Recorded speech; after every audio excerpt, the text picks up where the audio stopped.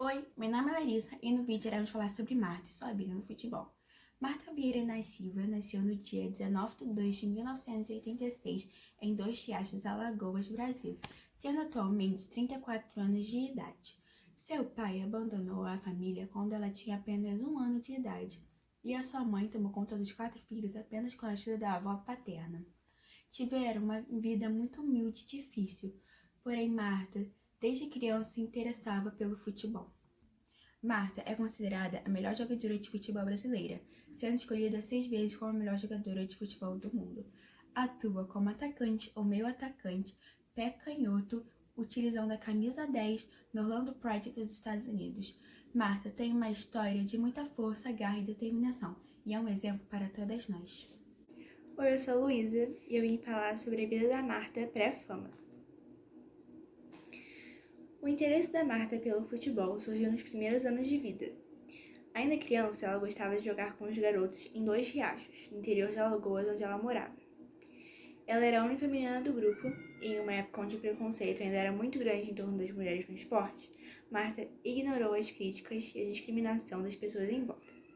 Para ajudar no sustento da família, Marta dividia o tempo em que não estava jogando futebol pelo trabalho de carroçagem, onde ela empurrava um carrinho de mão com produtos em uma feira da região. Ela também vendia roupas e sacolés e aceitava os demais serviços que encontrava na feira, além de lavar pratos na casa de suas famílias e de suas amigas, para ganhar algum valor que ajudasse em casa. Na Copa Infantil de Futsal, uma das principais competições que haviam na região, seu técnico Luiz Euclides, também conhecido como Tota, aceitava que uma menina, a Marta, jogasse com os garotos. Desde essa fase, ela já demonstrava muita habilidade e força, e algumas vezes sobressaía-se em frente aos meninos. A situação acabou se complicando, já que, infelizmente, algum deles ameaçavam machucá-la. Com isso, o técnico tomou uma decisão administrativa que a afastou dos jogos. A competição se privatizou e passou a ser chamada de Copa AABB de futsal masculina, impedindo a participação feminina e, consecutivamente, da Marta. Apesar da decepção da jogadora em não poder mais praticar o esporte, ela não desistiu. Depois de alguns dias, o técnico conseguiu 2 testes para Marta no Rio de Janeiro, primeiro no Vasco e depois no Fluminense. Com a carroçagem e a ajuda de pessoas próximas, Marta conseguiu juntar um pouco de dinheiro para pegar um ônibus sozinha aos 14 anos de idade com destino ao Rio de Janeiro. Marta não chegou ao Fluminense, mas foi aprovada em seu primeiro treino no Vasco. Ficou no time por 3 anos e foi emprestada ao Santa Cruz, de Minas Gerais, onde ficou por pouco tempo até que o clube carioca negociou a venda de uma jogadora para um clube da Europa, fazendo Marta mostrar seu talento ao redor do mundo. Oi, meu nome é Lívia e eu vou falar um pouco da caminhada da Marta pós-fama. Marta começou a ganhar destaque na Europa quando jogou em um time sueco. Ela ficou lá por 5 temporadas, de 2004 a 2009. Lá ela conseguiu seu primeiro prêmio de melhor jogadora do mundo. Em 2009, ela foi contratada pelo Los Angeles Sol. Ficou no time até 2010, foi artilheira da Liga Nacional dos Estados Unidos, levando o time ao segundo lugar do torneio. Durante seu tempo no Los Angeles Sol, Marta foi emprestada ao Santos por 3 meses. No clube brasileiro, ela ganhou uma Copa do Brasil e uma Libertadores. Marta ficou disponível para o draft. Atletas de clubes que encerram as atividades ficam liberados para serem contratados por outras equipes. E a jogadora foi escolhida pelo FC Gold Pride e foi artilheira da Liga Nacional novamente, levando a equipe ao título. Depois, Marta foi para o Western New York Flash, e a equipe também foi campeã da liga. Em 2012, Marta voltou para a Suécia e vestiu a camisa do Tireso por 2 anos. A equipe foi campeã europeia. Ela foi para o FC Rosengarden, ainda na Suécia. O time foi campeão da Liga da Suécia 2 vezes. O Orlando Pride dos Estados Unidos contratou a jogadora em 2017 e é seu atual time. A equipe ainda não conquistou títulos. Marta também joga para a seleção brasileira desde 2003. Já ganhou os Jogos Pan-Americanos e Olímpicos. Em 2007, a jogadora levou a seleção para a primeira final da Copa do Mundo, mas a Alemanha levou o título. E Marta ganhou como artilheira do torneio. Marta já ganhou o prêmio de melhor jogadora do mundo 6 vezes.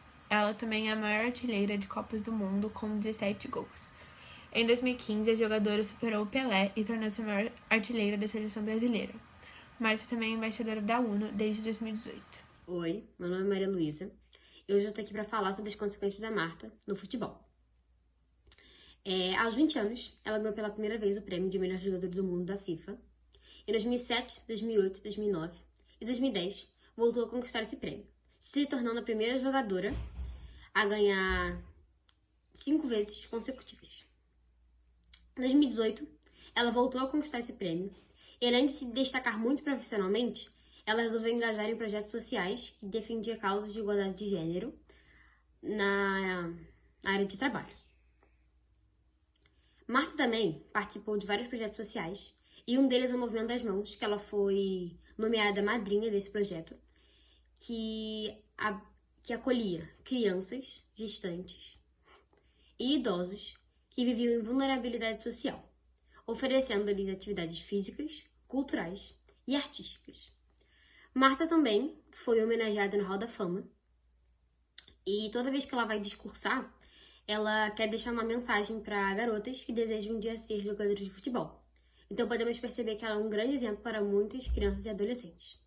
O preconceito com o futebol feminino ainda não acabou, mas a Marta trouxe visibilidade e respeito a essa modalidade. Oi, meu nome é Mariana Vidal e eu vim falar hoje sobre o machismo que rodeia o futebol feminino, porque eu acho que isso é um complemento de tudo que as meninas já falaram e trouxeram aqui, além de ser um assunto de extrema importância, né?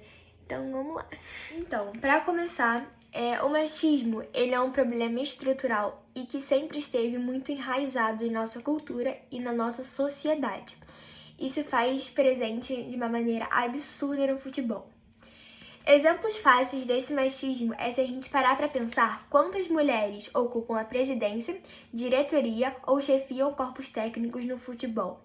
Porque não é a falta de capacidade dessas mulheres em exercer esses cargos, é apenas o machismo mesmo. Eu vou dar um exemplo que é muito comum de acontecer quando a gente fala para algum parente ou amigo nosso que a gente gosta de futebol e eles começam a fazer um monte de perguntas sobre isso para poder testar o nosso conhecimento, sabe? Porque na visão da sociedade, ela sempre foi muito ensinada de que apenas o homem entende e sabe sobre futebol e que a mulher não, sabe? Ela é aquele sexo frágil. Outro ponto que eu gostaria de citar também é que essas mulheres, elas são alvos de diversos comentários sexistas e sexualizando elas nas transmissões dos jogos. E um comentário que eu vi e que eu fiquei bastante chocada foi a seguinte frase: deveriam estar peladas. Esse comentário, ele tá literalmente tratando elas apenas como objetos sexuais, tirando totalmente a capacidade delas em campo. Esse é o tipo de comentário que deveria ser banido, mas assim como esse e vários outros, eles não são. Quantas vezes cada jogadora foi mais cobrada em campo apenas para provar que ela era boa de bola? Sempre foram cobranças maiores do que as dos homens, afinal, eles são bons e ponto final. Para eles, não é questionada a habilidade com a bola. O que acontece é que o esporte ele é um reflexo das questões políticas e sociais. O preconceito e comentários sexistas com as meninas da seleção brasileira na internet são reflexo de que, apesar das conquistas, a sociedade insiste em diminuí-las, retirando a grandiosidade de seus esforços para transformá-las apenas em objetos sexuais e personagens secundários. Porém, a cada dia que passa, as mulheres têm se tornado mais protagonistas e elas conquistam os seus direitos e têm ganhado mais espaço para que um dia esse esporte possa finalmente ser enxergado por todos como igual, tanto para homens quanto para as mulheres. Obrigada. Oi, eu sou a Júlia e eu tô aqui pra falar sobre outras mulheres que também lutam contra o preconceito no futebol. A cada ano, as denúncias de sexismo vêm aumentando e é um número bem preocupante. Por isso, muitas vozes influentes no futebol levantaram a voz para lutar contra esse preconceito. Como, por exemplo, Megan Rapinoe, eu acho que eu falei o nome dela certo, mas eu não sei. Ela é a melhor jogadora de futebol no mundo e ela vem lutando atualmente contra o machismo e a homofobia. Também temos Ludmilla, que é uma jogadora de futebol brasileira. Ela estava até jogando na Copa do Mundo do ano passado, que ela luta contra o machismo e o racismo também nos estádios de futebol. A gente também tem Cristiane, que ficou bem famosa ano passado por conta da Copa do Mundo, que fez vários gols de cabeça. E ela luta contra a homofobia e o machismo, e ela vem fazendo várias campanhas bem legais. Também temos várias outras jogadoras que lutam contra esse preconceito todos os dias e que não recebem o reconhecimento que elas merecem por conta do seu gênero. O futebol feminino, ele é repleto de talentos injustiçados, mas que bom que nesses anos tem ganhado mais força esse movimento para reconhecer mulheres. Até ano passado, que a Copa do Mundo foi transmitida pela Globo pela primeira vez do futebol feminino. Então, cada dia o futebol feminino vem ganhando mais força, e isso é uma coisa muito boa, porque tem mulheres com talentos extraordinários lá e que elas merecem o reconhecimento.